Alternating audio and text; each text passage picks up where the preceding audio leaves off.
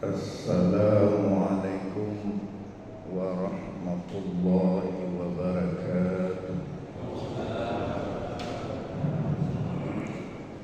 Innal hamdalillah nahmaduhu wa nasta'inuhu wa nastaghfiruh wa na'udzu billahi min shururi anfusina wa min sayyiati a'malina.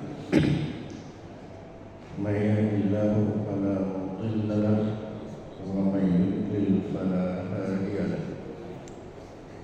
Allahumma shalli wa sallim wa barik ala Muhammad wa ala alihi wa ashabihi ajma'in. Ayo, nak ke bagi je.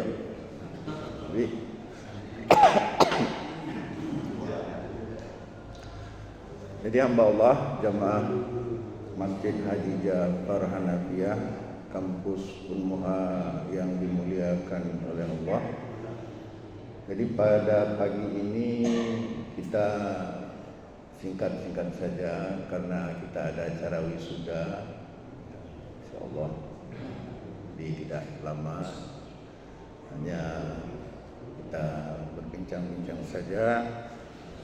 Dan judul yang kita bicarakan tentang tetangga, tentang bagaimana tuntunan Rasulullah SAW berinteraksi dengan tetangga. Yang pertama kita bahas adalah siapa yang disebut dengan tetangga. Siapa yang disebut dengan tetangga? Kalau kita merujuk ayat Al-Quran surat An-Nisa ayat 43, kalau salah mohon diluruskan. A'udzu billahi minasyaitonir rajim. Wa'budullaha wa la tusyriku bihi syai'a wa bil walidaini ihsana wa bidzil qurba wal yatama wal masakin wal jari dil qurba wal jaril junub, dan seterusnya. Artinya beribadahlah kepada Allah, sembahlah Allah, jangan menyekutukannya, berbuat baik kepada orang tua, kaum kerabat, anak yatim, fakir, miskin, dan tetangga yang dekat dan tetangga yang jauh.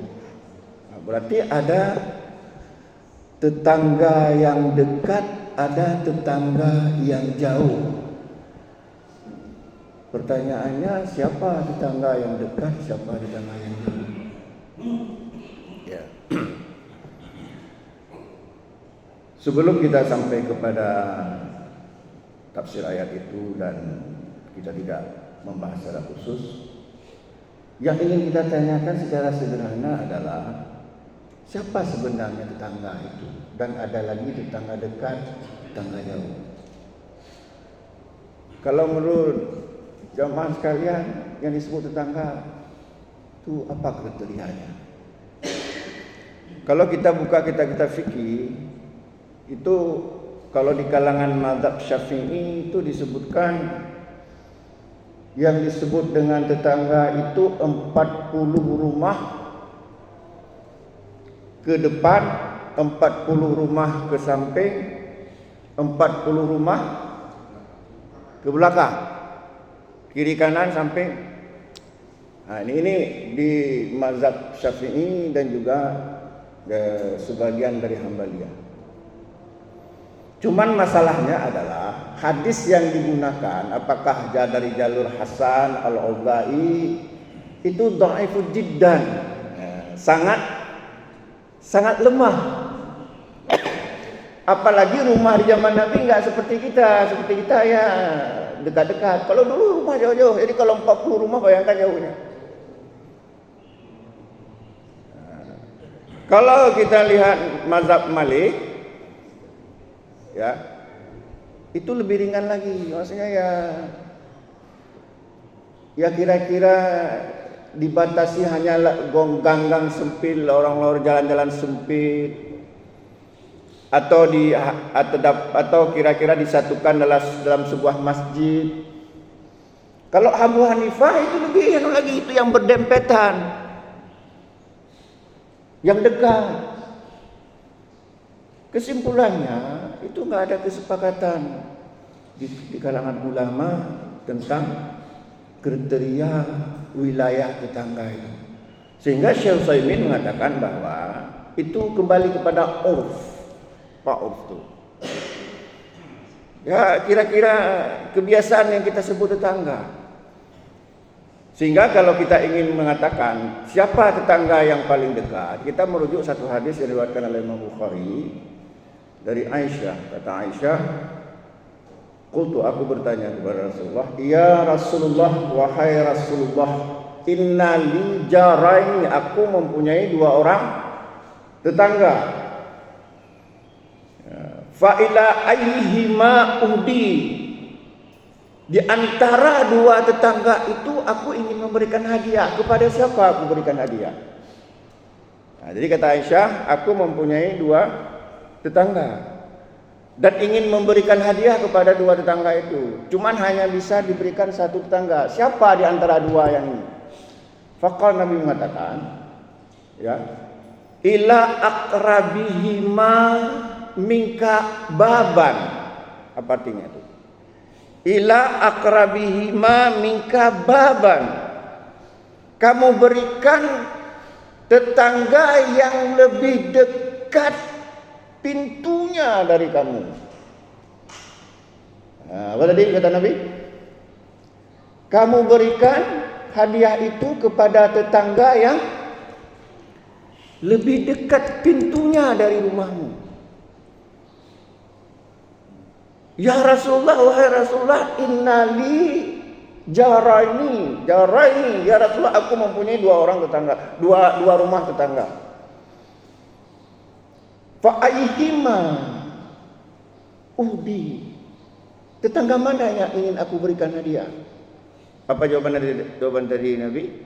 Faqal, Nabi mengatakan, ila aqribihima minka baban, berilah kepada tetangga yang pintu rumahnya lebih dekat ke rumah kamu. Berarti tetangga yang paling dekat siapa? Yang pintunya lebih dekat ke rumah kita, bukan dinding. Dinding memang berdinding, tapi dindingnya kayak penjara. Ada memang orang rumah di samping kita, tapi dindingnya seperti penjara. Itu ternyata enggak begitu dekat. Saya pernah ada saudara, jarang saya ke rumahnya, ditanya, kan jarang saya jarang ajak rumah lu. Jawab, bagaimana jamak? Lu saya bilang apa? Pagarnya itu seperti penjara. Ya memang tidak ada hadis khusus yang melarang membangun pagar besar-besar, tidak ada, saya sudah menelitinya. Cuma kembali lagi kepada larangan kita berlomba-lomba mendirikan bangunan. Jadi kalau begitu, tetangga yang paling dekat siapa? Yang pintu rumahnya lebih dekat kepada kita. Kenapa? Karena dia paling duluan bantu kita. Nggak mungkin orang bantu kita dari jendela atau lompat pagar. Kalau ada apa-apa, entah terbakar rumah kita, yang dekat pintunya itu yang duluan keluar rumah kita, bukan samping rumah kita. Nah. Terus tetangga yang paling jauh siapa? Jadi tetangga yang paling dekat. Tetangga yang paling jauh siapa? Nah, ini nggak ada dalil khusus ya. Tapi uruf, ada ulama mengatakan tetangga yang paling dekat adalah dia mengetahui gerak-gerik kita sehari-hari. Dia tahu ini si Herman ini dia begini, dia tahu dia. Artinya dia tahu ada apa-apa dia cepat mendapat informasi. Maka bisa diambil kesimpulan tetangga yang paling jauh adalah masih dalam satu kampung kita. Masih dalam, karena hanya orang kampung kita lah yang tahu. Kan sering lah. Mana aku kampung lu? Nah aku kampung lu. Tahu apa kau ni? Kau kampung lu, lu lebih kampung. Nah, kan sering kita ngomong. Apa cepat itu? Oh, saya yang lebih paham, dia orang satu kampung dengan saya. Maka itu tetangga yang paling jauh. Ya. Kemudian hamba Allah, banyak hadis-hadis yang menyuruh kita untuk menghormati tetangga. Man kana yu'minu billahi wal yawmil akhir falyukrim jarahu. Man kana yu'minu billahi wal yawmil akhir la yu'di jarahu. Barang siapa yang beriman kepada Allah dan hari akhir, hendaklah memuliakan tetangganya. Dalam matan yang lain, hendaklah jangan menyakiti tetangganya. La yadkhulul jannah, tidak akan masuk surga, artinya tidak langsung masuk surga. Man la ya'manu jaruhu bawa'iqah, tidak akan langsung masuk surga orang yang tidak aman, tidak nyaman tetangganya dari perilaku jahatnya. Si putar, si dangdut saja keras-keras, orang di samping udah hampir mati sakit. Ego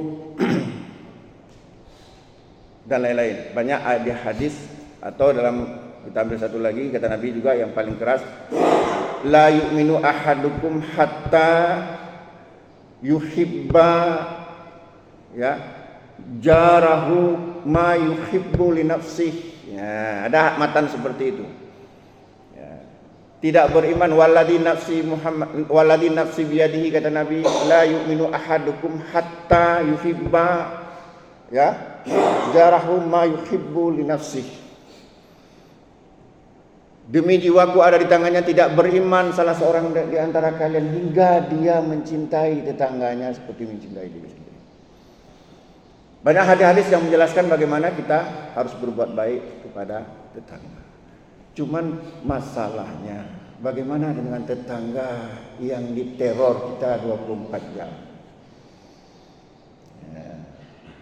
Tetangga yang sangat buruk perilakunya.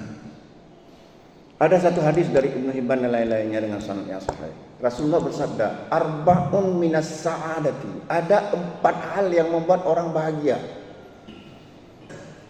Yang pertama kata Rasulullah, al-mar'atus salihatu, istri yang salehah, itu pasti bahagia. Yang kedua adalah wal maskanu al-wal wasi'u, rumah yang lapang. Maknanya bukan hanya lapang, apa? Tapi maksudnya juga lapang hatinya. Anak kursi tamu. Ada 2. Yang ketiga apa? Wal jaru as-salihu, tetangga yang baik. Yang ketiga yang membuat manusia bahagia itu al jaru as-salih, tetangga yang baik. Dan yang terakhir kata Nabi yang membuat manusia bahagia apa? Wal markabu al-hani, kendaraan yang beres. Ya, banyak beres. Beres. Lagah hana mogok. Tapi juga Nabi mengatakan arbaun min syawaqati. Juga ada 4 hal yang membuat manusia itu sengsara. Langsung Nabi pertama mengatakan al-jaru as-su, tetangga yang buruk perangainya. Ngancok. Tetangga yang buruk perangainya. Gimana bang membayangkan itu? Itu ternyata membuat kita sengsara. Yang kedua, wal mar'u as-su, istri yang jahat. Yang paling ngeri dah hadapi hantip banda juk peng cerneh muka, 3 juk peng gian tu belau. Misal aku ini umpama aja. Yang ketiga, wal maskanu ad-dayq, rumah yang sempit. Begitu masuk rumah sana tai kucing, sana ini baju kotor menghambur-hambur, sakit kepala. Padahal rumah besar. Yang keempat adalah wal markabu as-su, kendaraan yang sangat pusing kita, buruk sekali kendaraan. Ban dabak ketak. Di bulan 3 wajib tamam bengkel. Ternyata ada memang tetangga yang buruk. Ini bagaimana menangani? Tadi pada sisi yang lain Rasulullah menyuruh kita memuliakan tetangga. Tapi bagaimana kalau kita bertemu tetangga yang buruk? Wal jaru asu, tetangga yang buruk perangainya. Nah, gimana cara mengatasi? Saya semalam pengajian tafsir syarah Riyadhus Shalihin. Ada juga saya bahas tentang hal ini karena kebetulan tentang bab tetangga juga. Ada yang tanya, bagaimana Ustaz mengatasinya? Saya bilang, anak umum belum atasi dulu. Enggak sanggup kita atasi. Tapi ada satu hadis, satu ayat, surat Hud ayat 114. Innal hasanati yudhibna as-sayyiati. Sesungguhnya kebaikan kita, kebaikan bisa menghancurkan kejahatan. Maka akhirnya saya bilang, ya, lawanlah keburukan dengan kebaikan. Makin disakiti kita, makin kita kasih kuah beliau. Sehingga kata Rasulullah kepada Abu Dzar, ya Abu Dzar, idza tahbihta milqah, wahai Abu Dzar, jika kamu memasak masakan, fa'aktir ma'al mirqati, maka perbanyaklah kuah. Wa tu'ahid jiranaka, kemudian undang tetanggamu, atau aksim jiranaka, atau bagikan kepada tetanggamu.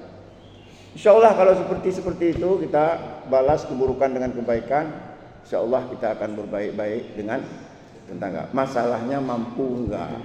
Kita enggak sabar kadang. Panena mungkin tipu teror. Nah, makanya perlu juga pada kemampuan masing-masing. Mudah-mudahan ada manfaatnya. Qulu bi qouli hadza fastaghfiru innahu ghafurur rahim. Wassalamualaikum warahmatullahi wabarakatuh. Karena saya lihat nasi sudah datang kan.